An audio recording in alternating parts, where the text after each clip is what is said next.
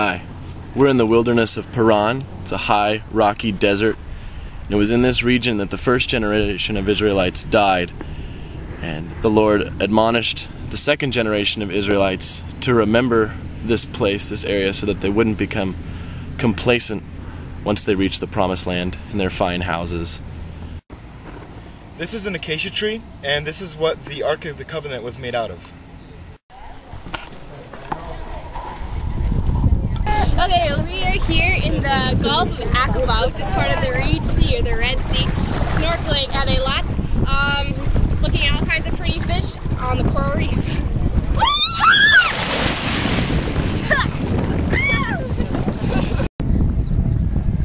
Oh, there's Jan. Behind me you can see a life-size model of the Tabernacle, and I'm standing in the outer courtyard, and right here behind me is the altar for the animal sacrifice. Alright, we're continuing our tour of the Tabernacle. Inside here we are in the holy place, and inside this room, the first room, is the 7-branch menorah. Over here is the table of showbread, and back behind there is the altar of incense. We're about to enter the Holy of Holies, where only the high priest would go once a year. So follow me. Inside,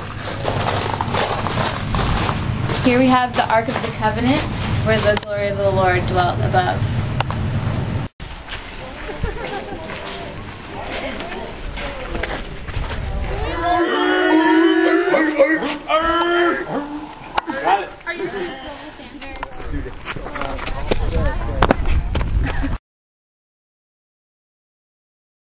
Behind me you can see the clefts of Edom. The Edomites were descendants of Esau, Jacob's brother, and Obadiah condemned the Edomites for their mistreatment of Jacob's descendants and for their pride.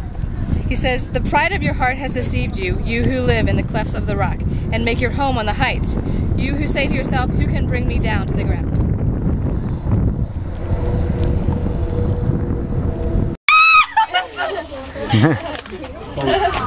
Hold it? Relax. Oh, like that. There you go. That's it, Brooke. Got it. Good job, Cameron.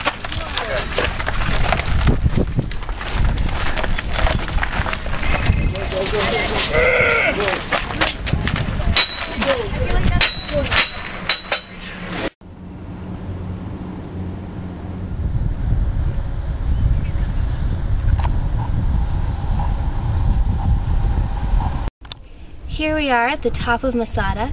This is the location of the last stand of the Jews in the first revolt against the Romans. Is that right? Broke my leg. It's a pets. What are you gonna do? We're about to go down the cable car from Masada, and you can see below where the Roman camps were and the marl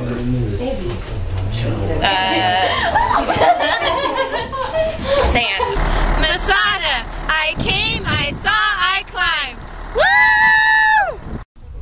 Hi, we're at Qumran, and behind me you can see cave number 4, which many of the Dead Sea Scrolls were found in, and they are of great significance because many of them date to around the time of Jesus, many of the biblical writings, and also the non-biblical writings shed a lot of light on the Jewish theological thinking in around the New Testament time period. John chapter 2 describes Jesus at a wedding in Cana in which there were 6 stone jars, like this one, which were used for Jewish purification ceremonies.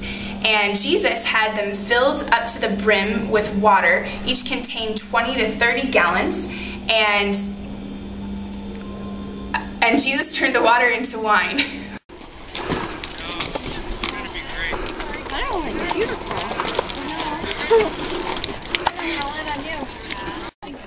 Hello friends, we've hiked up Qumran here, and behind me you can see Cave 1, which is the cave where they found the first 7 of the Dead Sea Scrolls. Right behind me is the north side of the Dead Sea, and visible in the distance you see Mount Nebo. And it's from there that Moses viewed the Promised Land. He was not allowed to enter the Promised Land. He was buried on Mount Nebo as well. What are you doing, Jenna? What are we doing? We're sitting on the bus, driving back from the Negev. Was it a good trip? It was a great trip. What'd you do? We snorkeled, and we went to Masada, and we went on hikes, and we did a lot. Hey Matt, where are you? Only if it was you, you'd be up there. Why? Hey Buck, where are you? What? Where are you? Masada! I saw. Try it again. I saw it, then I came to it. Try it again. I came, I saw, I climbed. I came, I saw, I climbed. Okay. How's the cantaloupe? Very good. How many did you have? Extremely good. Probably, what do you say? 3 full ones. 3 full cantaloupes. Knox. Yes. Is that shirt getting a little wear these days? Yeah, a lot of wear. It's pretty dirty. It's a rainbow of colors.